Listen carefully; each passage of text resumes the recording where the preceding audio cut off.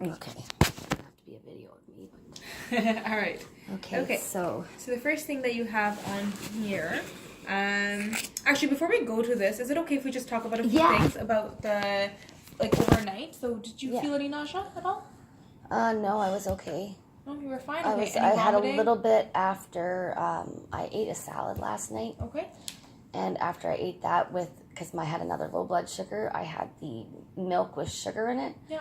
And it just didn't mix, so it made me a little bit nauseous. And then I had a little bit of the pain again in my esophagus. Okay. So she gave me some pain medications and stuff for that. Okay, So that was the PRN pain Yeah. medications that you're on. Okay. So, but no vomiting at all? No. From yesterday? Okay. No. From yesterday morning. Okay. Yeah. Any coughing? Here and there. Just intermittent. It's gone better from when you were first. But she just spit up after she eats, though. She doesn't vomit, but it I've comes been back spitting up. up. That happened all day yesterday. Yeah. Yeah. Okay. Yeah. Yeah, and that's still kind of happening.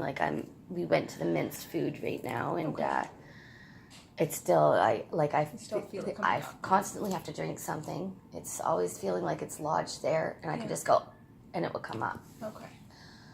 Yeah.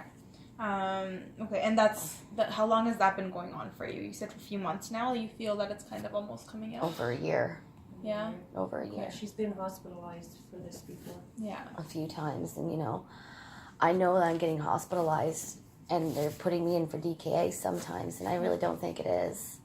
I mean, for this time, I didn't. It wasn't. DKA, It wasn't DKA this time. I There's was there's ketosis, right? Exactly. And There's it was criteria. starvation type of thing. They said. Yeah, so it's because of all the vomiting that you had. It was the ketone buildup happened because of that. Of that, not my as opposed sugars. to the diabetic ketoacidosis, which entails having being acidotic, and there's a full criteria that you have to meet. Exactly. For that. Having ketones in your urine or in your blood.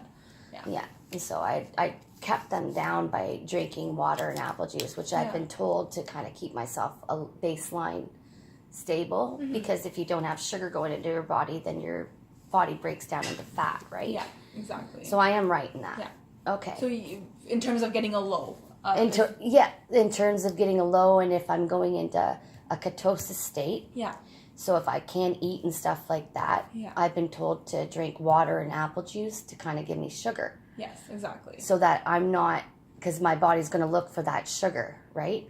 And if it doesn't, it will go after my fat cells, and that's what ketosis is. Well, you also need to be have your insulin monitored as your well. insulin as well. Yes, that has to be in key with your sugar. Yeah. Yeah. So when I'm sick and I'm monitoring this, so I'm trying to clear this up. When I'm monitoring myself, and I'm drinking water and apple juice, and still vomiting, because I don't want to come in every time I'm vomiting. But if that works, and because it has worked for me in the past, where I do that, it eventually stables out, and I'm okay. Yeah.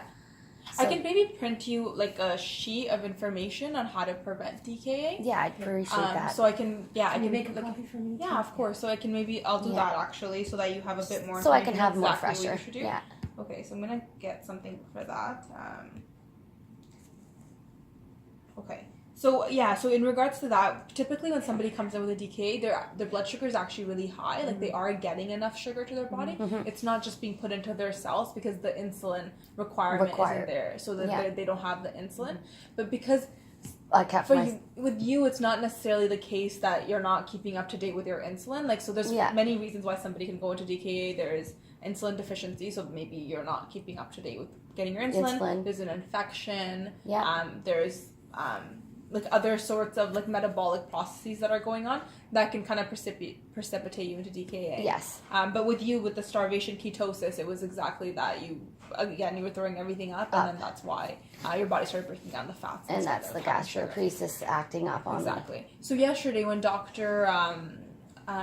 Nasser had spoken to you, do you remember speaking to him yesterday afternoon? Yeah. So he did start your domperidone again. Yes, I got it this morning, so I'm very relieved about that. Yeah, so we did start that because we do, as a team, think that is something you need to stay on. Me too. When she gets out of the hospital, they're going to give her a prescription because her GP wouldn't give her one. The domperidone. And that was because she was on the same time you were on the clonazepam. Yeah. So I guess we should reconsider that. as opposed to the domperidone. The domperidone. So we'll make our suggestions to the Okay. family physician. We'll give the prescription for the domperidone. Okay. And then I'll refer and see him what he thinks. Exactly. Okay. So we'll say follow up with the family doctor in like a week Okay. or two, and then have them kind of reassess the other medications. Okay. Yeah. So should she be off the clonazepam then when she's not? Well, I mean, at this point, Yeah. it's been held. Yeah. Okay, just good. because we didn't want to be giving it at the Right. same time. Okay. Good. But I'm gonna have to. The staff doctor will decide whether going out at this treatment or whether there's an alternative, and whether the family doctor should decide that. So I'm gonna let the staff doctor kind of figure out, because there's like interactions in terms of like, you know, the ECG that you got as well. Yeah. So there's worry about like a QTC prolongation, like certain heart things. What's that? It's called a QTC prolongation. And what's that? So it's basically certain drugs are known to cause that. So it's basically your heart rhythm. So there's parts of it that gets prolonged. That's not after a certain point, like it can cause like other heart concerns. Okay. So that's why certain drugs aren't mixed Aren't together. mixed How is together. her heart right now? Did they check? No, it was it? they was No, fine. that's They why I weren't wasn't concerned doing. about That's it. why I wasn't Yeah. doing the domperidone and the clonazepam Okay, gotcha. together To prevent to prevent that. Gotcha. them mingling and causing that. So Okay. they did an ECG and it was fine. Okay. Yeah. So they weren't concerned about that, but at the same time, they don't want to Want have to. that mixing. Yeah. To get that prolonged. Okay. Okay. Sorry to scare you there for a moment. No, Yeah. no, that's still okay. Yeah. No, these are like all like that.